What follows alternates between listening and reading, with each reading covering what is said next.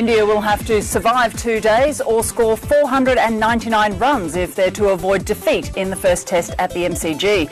Australia declared at 7 for 351 in the second innings. Michael Clarke top scoring with 73. At stumps on day 3, India is none for 6, still trailing by 492. Australia began day 3 at none for 32, an overall lead of 179. Phil Jakes was quick to add to that lead. Good chance. He and Matthew Hayden soon brought up the 50 stand, adding to their century partnership from the first innings. With temperatures set to reach around 33 degrees, Hayden decided to add his own heat to the visitors as he became the 5th Aussie batsman to pass 8,000 test runs. What was that?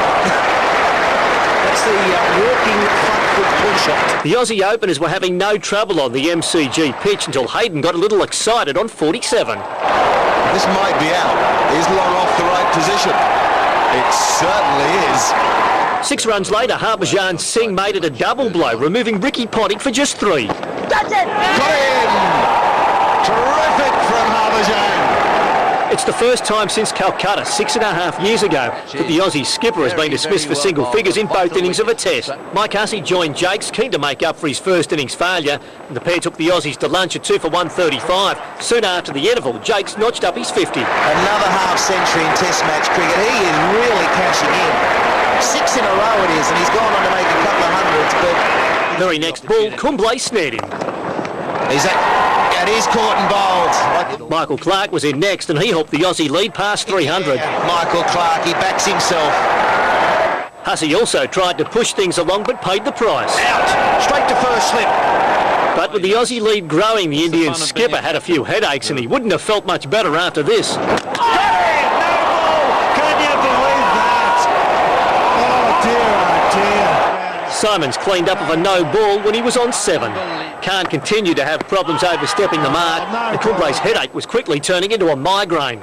And Simons added to the agony. There he goes, and it goes over the head on. Back. Khan did manage to keep his foot behind the line, and it ended Simons' innings on 44. Oh, that's hit the pad first. Big shout, and up it goes. Just before tea, Clarke became the second Aussie in the innings to reach a half century. And that brings up 51. Michael Clarke. After the interval, Gilchrist joined the run surge as the lead passed 400. There he goes. That's more like the Gilchrist we know. Well, Clarke was copybooking a brilliant knock. He goes down the ground like that. And that is superb batting. Gilchrist was toying with the bowling. Superb sweep. Can you believe that? Then Clarke went for a dance down the wicket once too often. Got in. Beautifully bowled. Man on. His innings coming to an end on 73. Brad Hogg was next to go after the Indian attack. There she goes. Gilchrist moved along to 35 before he became Harbhajan's 3rd victim. Should be caught. Has been caught in the end. It was a good catch. Hogg hit a valuable 33 as the Aussies moved on to 7 for 351 before the skipper declared, leaving India to have to rewrite the record book, set 499 to win. Bernard Cohen, Fox Sports News. Yeah, so the tourists will need something special from the likes of Dravid, Tendulkar and Ganguly to avoid defeat as they seek not only the highest 4th innings total to win a test match, but also the largest 4th innings total ever, winning or losing in MCG tests. In all likelihood, Australia will wrap up their 15th straight test victory sometime tomorrow or Sunday. You would think now a very, very frustrating day for Anil Kumble today. Very much so. Here's evidence of it.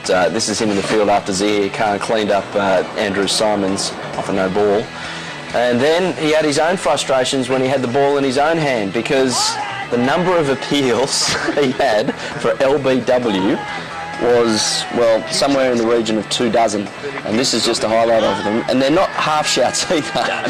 He's getting his knees dirty. To his credit, a couple of them were very, very close. Well, he had the issue with Billy Bowden, especially with Brad Hogg, that so many times he felt that the ball was hitting the pad and then the bat, which was correct, but Billy wasn't budging. Because the other thing that he's got is a lot of overspin on the ball, so he's not moving it sideways. Harbhajan, it seemed like a day of pretty hard toil. How was it out there?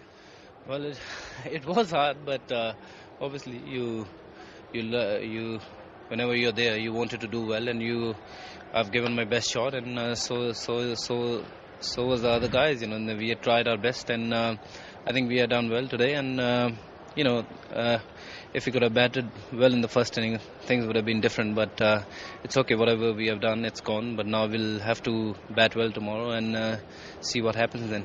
There were moments when you looked right in the game, when you were challenged in the Australian batting. Did you feel more in it with them than perhaps in the first innings? Of course, yeah. I think I was bowling in better rhythm today, and I think I bowled the right areas with the right sort of angles I've used, going down the wicket and over the wicket and going close to the wicket and wide off the wicket. So I think these batsmen are more confident when they play here in Australia, because they know the kind of bounce and the spin. They're quite confident when they play here.